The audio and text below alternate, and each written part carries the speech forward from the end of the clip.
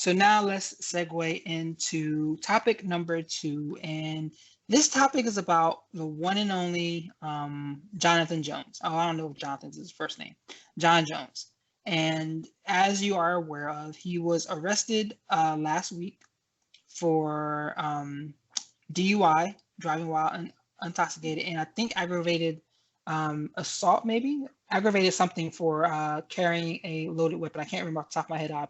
My apology for that. I should have finished looking that up.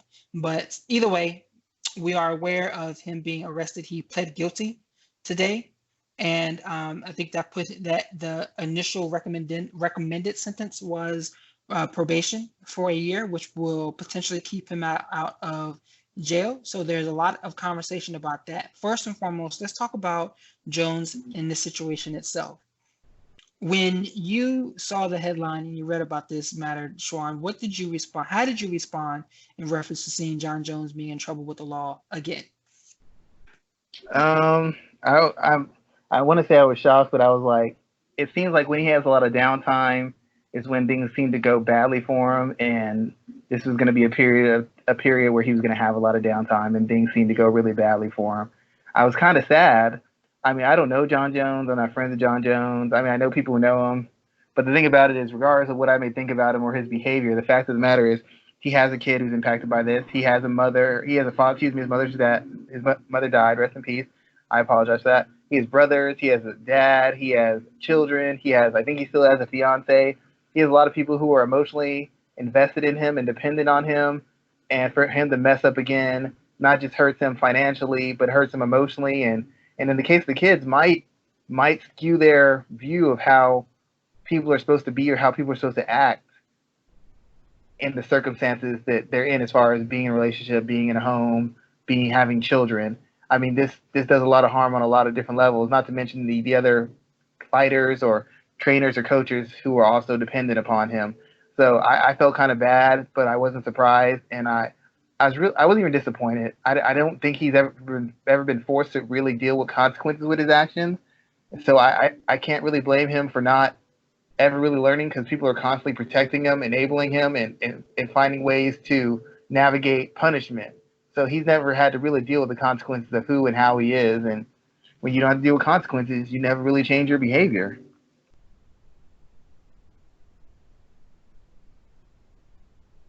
So you said something key there. You said when you have to face consequences, you change your behavior. Do you think Jon Jones is going to face consequences this time around? Even if he gets probation for a year, what does consequences look like when it comes to him? Is it jail time? Is it the UFC stripping him again? Is it them firing him and just cutting him and cutting ties in totality? What does consequences look like for Jon Jones at this point in time? It can't be being put on suspension. I mean, that doesn't do anything. I guess it does something just because the financial aspect of it, he won't have income. So I guess there's that. I would think maybe jail time. I wouldn't want jail time for him necessarily, because jail time, it's just a rough thing to go with. But jail time probably would be the biggest thing that would maybe snap him out of it, because it'd be the thing where he can't do any earning, he can't make any appearances, and he would be legally impacted moving forward. I mean, all the fines and all the suspensions only do so much. Actually having to do jail time, actually having to really face the consequence and being taken out of action and being taken out of the mix, there's an emotional, spiritual, mental toll it has on you, as well as financial. I mean, it impacted Floyd Mayweather, so it definitely would impact Jon Jones. Yeah, I think that there has to be some type of consequences for him at this point in time. I don't think the UFC is going to strip him. I don't even think they're going to address it. They released a couple of line statements and they looked at that. I don't even think that they're really going to address it at this point in time. I think they're just going to let it kind of slide under the radar and go about their way talking about UFC 249.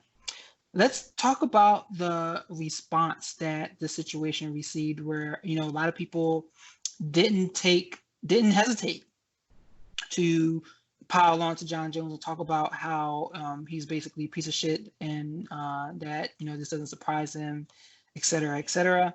And I think that the response to this that stood out to me was Daniel Cormier, who continues to, I mean, this isn't the first time he's had an interesting response in reference to Jon Jones, while reminding us that he hates him seriously.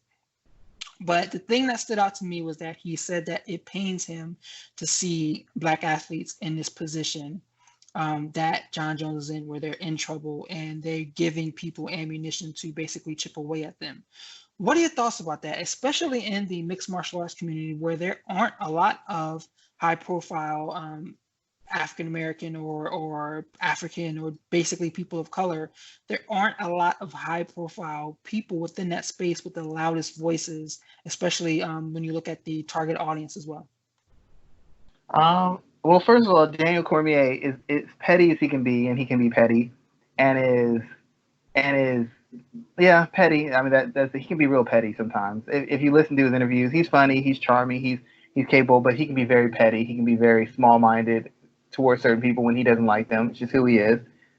But he's an adult. He's an adult with a wife. He's an adult with kids. He's an adult who's had some tragedy in his life. He's an adult who engages in helping kids on a regular basis. So he's seen, regardless of what he thinks of Jon Jones, as far as his personality and their personal interaction, he understands that Jon Jones, even if he doesn't want to be, has impacted somebody positively. Somebody's seen what Jon Jones could do, and it's motivated them to do a sport, do wrestling, maybe hope to be a fighter at some point or another. Regardless of what we think of Jon Jones, we're seeing seeing him through a different lens that a kid coming up might see him then. And Daniel Cormier understands that when things like this happen to Jon Jones, it doesn't just set Jon Jones back, it sets other people back in his group. It sets other people back who believe in him. It sets other people back who are using him as a model to write their own recipe or resume or recipe or instructions for success.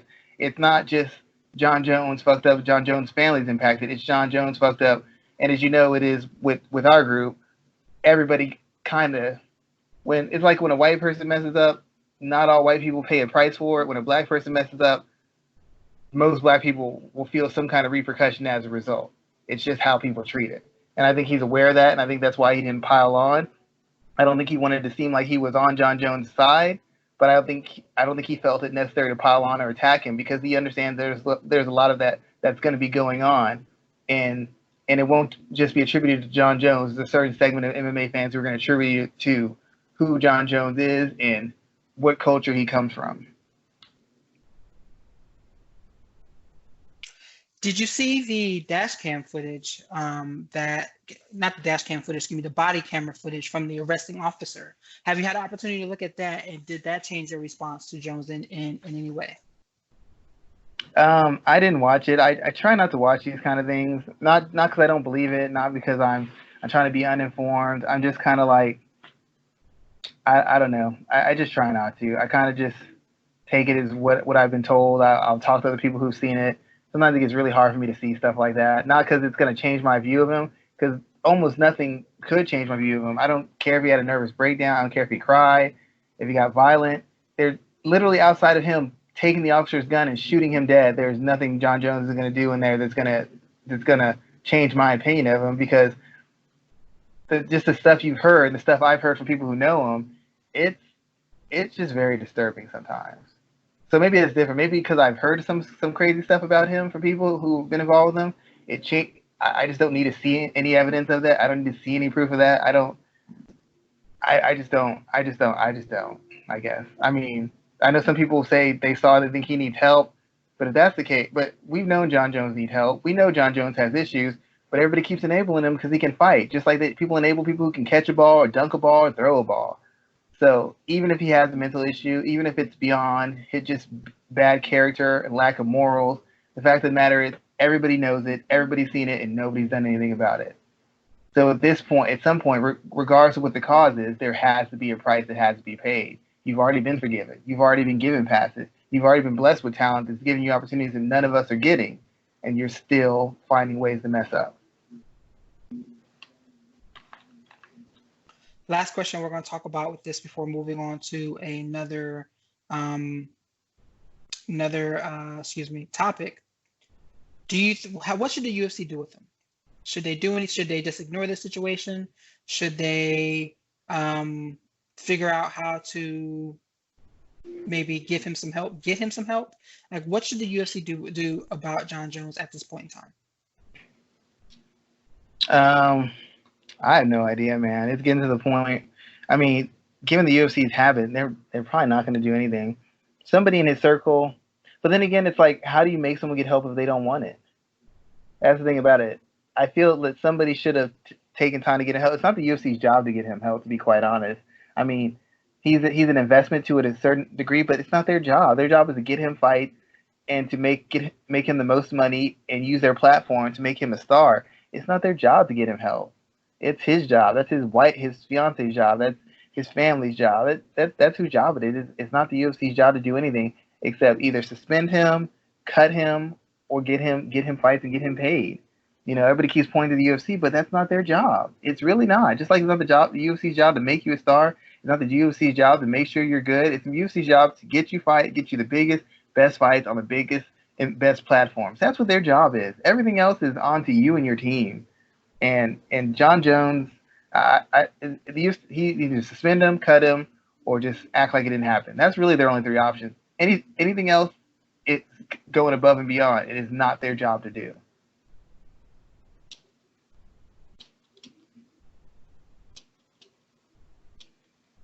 Good thoughts there, sir. I disagree with some of them. I do think that the UFC should figure out a way to help him in this matter, but maybe they shouldn't be. They shouldn't be. I think there's an opportunity for them to perhaps help him in this matter. I definitely do feel I get that way. I really get that point. I'm a helpful person. Like, I've had people live with me. I once kept somebody's, because they're going through drug rehab, I kept somebody's kids for 2.5 years when I was in freaking college of all things. So I get that. But my whole thing is, it's not really their responsibility. Like, it's really not. Same thing with all these companies. When people are like, oh, well, this company didn't do this company. Yeah, they should. In the perfect world, they should. But it's really not their responsibility. You're in charge of yourself. And there's people in Jon Jones' circle. There's Greg Jackson. There's Mike Winklejohn. There's his fiance. There's his mom. There was his mom. There's his dad. There's his brothers. There's all these other people who are actually invested in him, whether he was a fighter or not, would be invested in his well-being. Why aren't they doing anything? What can the UFC can't make him do anything? They can tell him to go get help and get counseling, but if he's not really invested in it, what the hell's the point? You know, I just don't know that they've made him a millionaire. They've made him a celebrity. They've made him known across the world. Now they're in charge of making sure you're sane and you're acting outside. I mean, he's not doing this stuff in the cage. He's not doing this stuff at pre and post fights. He's doing this stuff on his own personal time.